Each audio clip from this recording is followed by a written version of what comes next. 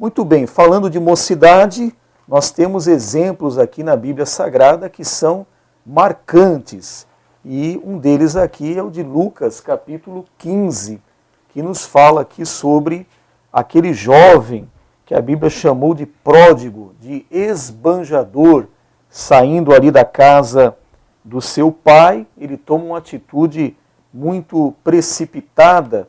E hoje vamos aproveitar então a presença aqui do diácono Fernando para estarmos explorando um pouco esse tema.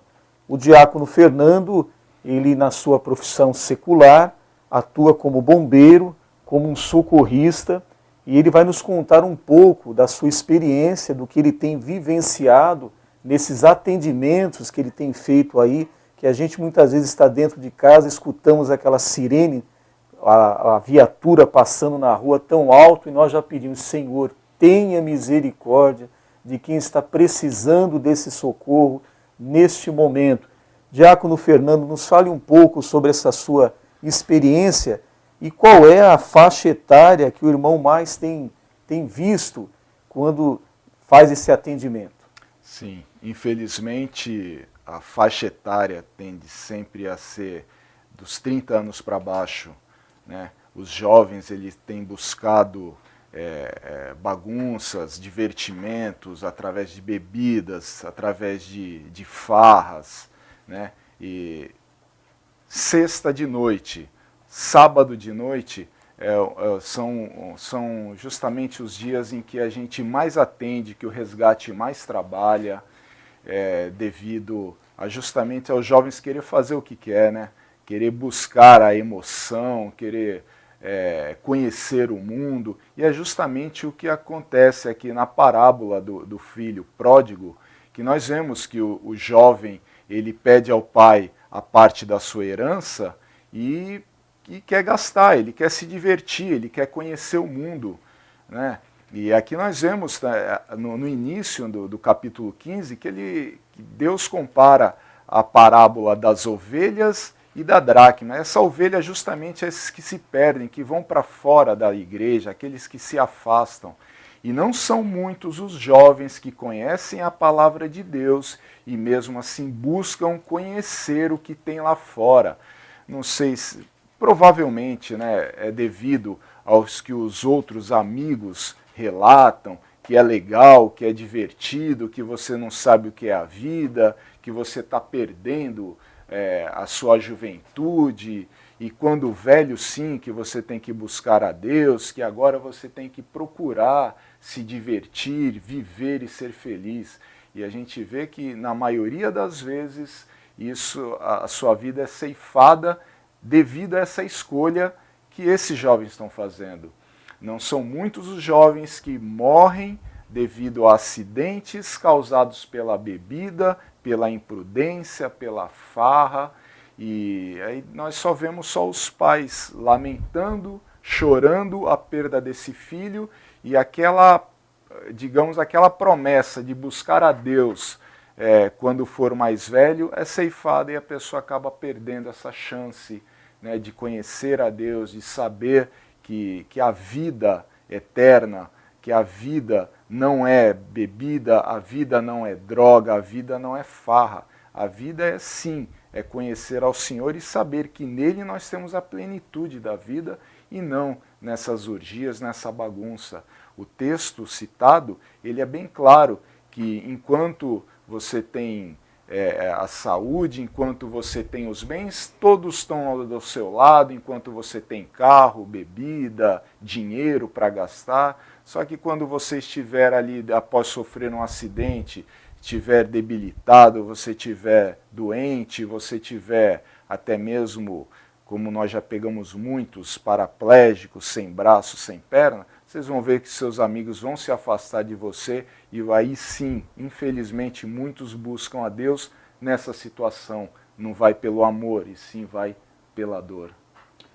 Pastor Natanael, o pastor já com uma experiência na condução da igreja, já por anos, o pastor tem reparado nessa questão aqui dos jovens, como a gente viu esse exemplo do filho pródigo aqui, já desde o versículo 11 do capítulo 15 de Lucas, nós percebemos um passo a passo que ele foi tomando, um passo de obstinação, pedindo ao pai, olha, me dá a minha parte aí na herança. O pai vivo ainda, eu quero a minha parte.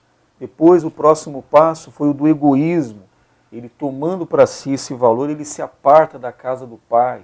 Vou viver sozinho, eu quero minha liberdade, eu quero aproveitar minha vida, não quero ninguém me censurando, não quero estar submisso, sujeito a ninguém, que é uma realidade da juventude, né? Não quer se submeter às autoridades constituídas pelo próprio Deus. E por fim a separação, separa-se e depois vai para uma terra distante. O pastor tem notado isso, pastor? Acredita que esse apelo do mundo hoje tem sido tão forte a ponto de atrair jovens desta maneira? Exatamente. Nós vemos que o jovem, principalmente quando chega na idade dos seus 17 anos, depois de estar para ingressar numa faculdade, geralmente esta faculdade, dependendo da área,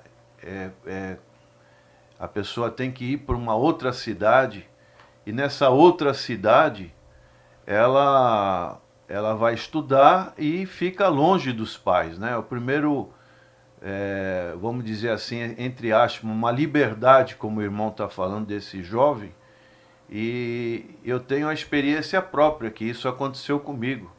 Com 17 anos eu fui morar em Piracicaba, e ali numa república, né, eu tive já essas experiências de um afastamento gradativo, paulatino, das verdades de Deus, e realmente você vai entrando por um caminho, é um caminho que muitas das vezes não é de uma vez só, mas é paulatino, como aconteceu com o filho pródigo, e depois você vai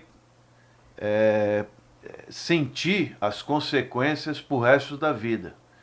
Então é muito bom quando um jovem tem um encontro verdadeiro com Deus, ele se preserva, ele procura de preferência estar na casa dos pais, estudarem no ambiente familiar, que esse ambiente também é um ambiente protetor, um ambiente disciplinador e evita circunstâncias futuras, né? Pastor, nós notamos aqui no verso 13, que no final do verso 13 diz que ele vivendo dissolutamente. Estamos falando aí já da sensualidade, dos prazeres da carne, dos prazeres que o mundo está oferecendo.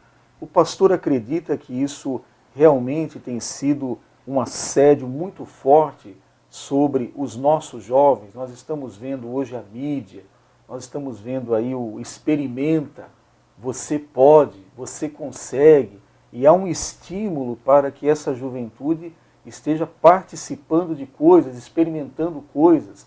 O pastor acredita que esse período na faculdade é um dos períodos que deve se acender um alerta sobre a vida do jovem, pastor, porque saindo da casa do pai, a suposta liberdade, saindo do controle daqueles olhos paternais, né? Aqueles olhos que cuidam, que preservam, está distante. Meu pai não está aqui, minha mãe não está aqui, aqueles irmãos da igreja não estão aqui, o meu pastor não está aqui. Então já há uma certa liberdade. Isso realmente pode assediar um jovem, principalmente nessa fase da faculdade, pastor? Essa palavra dissolutamente, ela significa excesso. Como ouvimos a experiência do nosso irmão diácono, Fernando, não existe um parâmetro, um limite, né? Há algo que, especialmente na bebida, às vezes na experimentação de uma droga, a pessoa sempre quer um pouco a mais, um pouco a mais. E esse um pouco a mais é um excesso que vai trazer consequências terríveis para a vida. Pode ser, como o irmão citou, um acidente ou uma situação orgânica de um excesso, né? A pessoa ter algum problema físico, como hoje nós sabemos que jovens morrem assim de uma hora para outra devido a um excesso. E isso tudo devido a uma situação em que, como o irmão citou, não existe limites. Eu penso que a juventude hoje, ela precisa ter freios, cabestros, para ter esses limites. E, infelizmente, os próprios pais não conseguem exigir essas limitações, né? Há uma rebeldia do jovem com relação a esses valores, e dessa maneira, se ele não tem esses limites em casa, ele não vai ter limites na sociedade de uma maneira geral. Por isso que nós vemos tanto essas manifestações, que são manifestações de quebra-quebra, de briga, que são excessivas. Pode se manifestar, deve se manifestar, mas tudo pacificamente.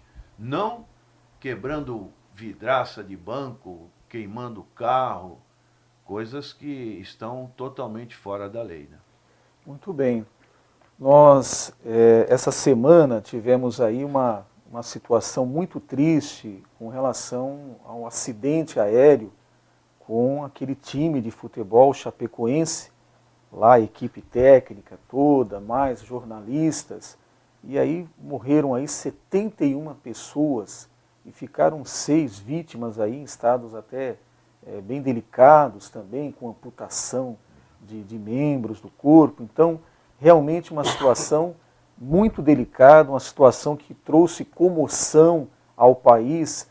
E nós sabemos, Diácono Fernando, que na juventude nós não pensamos na morte. Não é verdade? Nós temos aquela vontade de viver, tem vontade de casar, tem vontade de ter filhos, tem vontade de ter uma profissão, de ser bem-sucedido na sua área profissional. É um desejo saudável da nossa mocidade.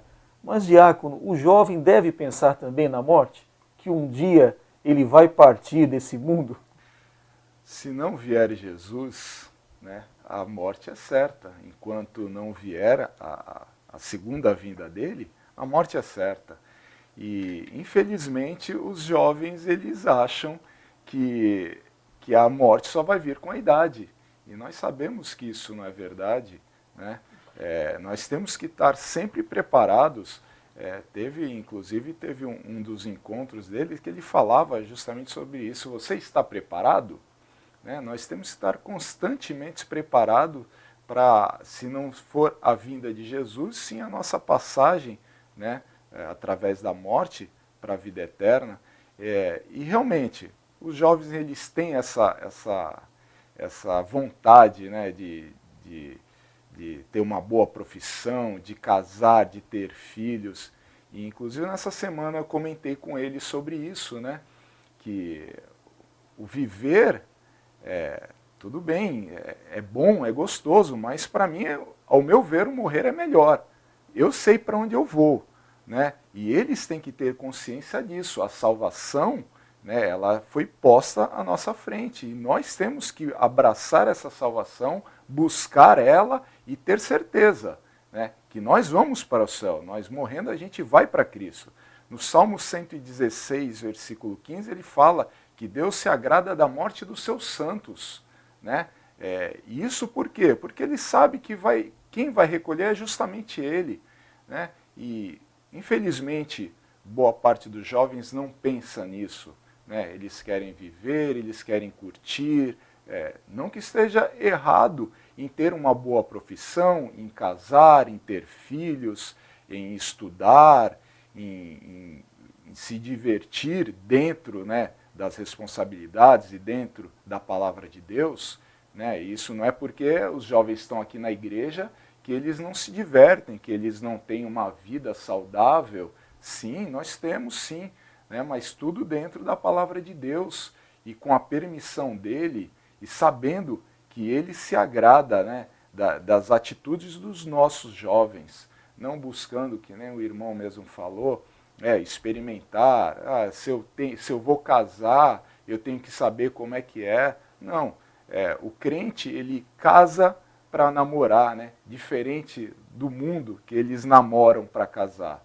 Né? Isso eu escutei, fiquei muito contente de escutar isso da minha filha, que ela fala, olha, o crente, ele casa para namorar, então, tá, eu vou buscar um pretendente para me casar, sim, só que durante esse namoro, apenas é conhecer, apenas é saber como é essa vida, e não na intimidade, né? Não no sexo, sim conhecendo como é essa pessoa, dos interesses dela, como ela trata os familiares, sabendo como ela vai tratar depois de casado, e nisso nós sabemos que precisamos sim ter essa preocupação de ser temente a Deus, para que não ocorra como a maioria desses jovens que, imaginando, né, no campeonato sul-americano, em títulos, em dinheiro, em fortuna, esqueceram o principal, que seria a salvação. Muito bem. Nós temos assim uma ideia, eu vejo sempre com muita clareza a questão do pecado. O pecado é uma grande mentira. Naquele diálogo da serpente com a Eva no paraíso, ele disse isso. O diabo disse isso para Eva. Certamente não morrereis. O pecado a seu lastro é a mentira. E veio a minha lembrança agora, ouvindo o diácono Fernando falar, dessa questão de que o mundo passa uma ideia para os jovens, que é uma ideia distorcida. É uma ideia do que tudo pode, do que você vai conseguir, do que você deve fazer, e não dá a ele a prevenção do que pode acontecer de repente, que é a sua partida deste mundo. Esses jovens aí, desse acidente, a maioria eram jovens realmente, jovens jogadores que estavam em ascensão, tinham um futuro pela frente, poderiam ter um sucesso profissional, material, poderiam ter realizações para eles e para os familiares, e de repente terminou. Acabou. Parou aqui. Não vai conseguir, não vai prosseguir, porque a morte interrompeu esse sonho, interrompeu esses planos, esses projetos. E nós vemos isso no nosso dia a dia, não é diferente. Eu me lembrei aqui, é uma série americana, que eu vou falar um nome em inglês e os ouvintes me perdoem pela pronúncia não ser boa. É Two and a Half Men. É uma série americana que fala de dois jovens solteiros numa casa, um deles tem um filho, um jovem também, um adolescente que vai se desenvolvendo.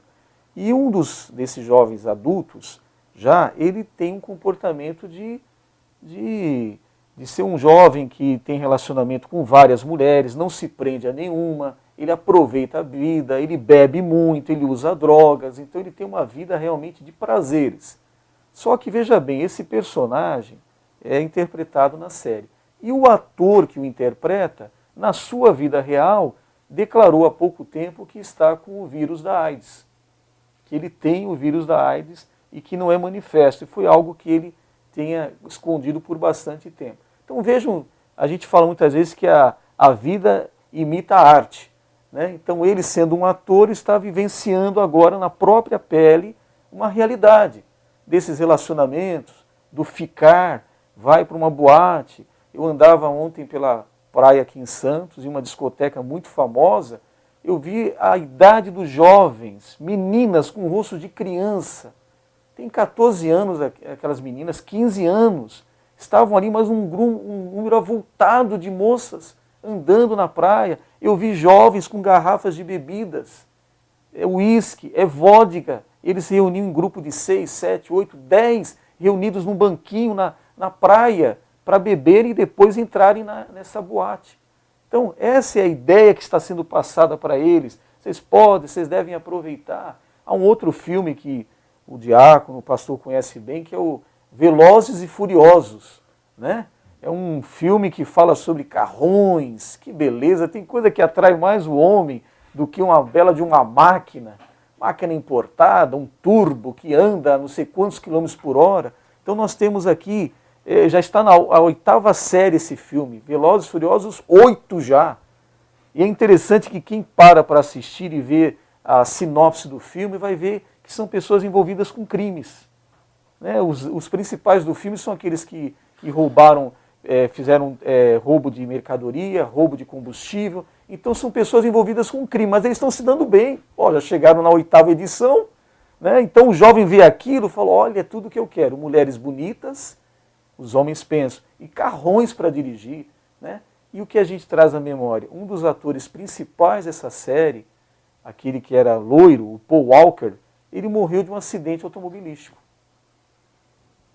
Ele com o seu carro dirigindo acabou se batendo lá num acidente, ele veio a falecer num acidente automobilístico. Então vejam que a vida está imitando a arte, né? Pode mesmo tudo isso? Não, não pode. Na verdade, é uma limitação e que os jovens devem ter consciência disso, devem ter em mente que um dia nós vamos partir, não sabemos quando, e devemos estar preparados.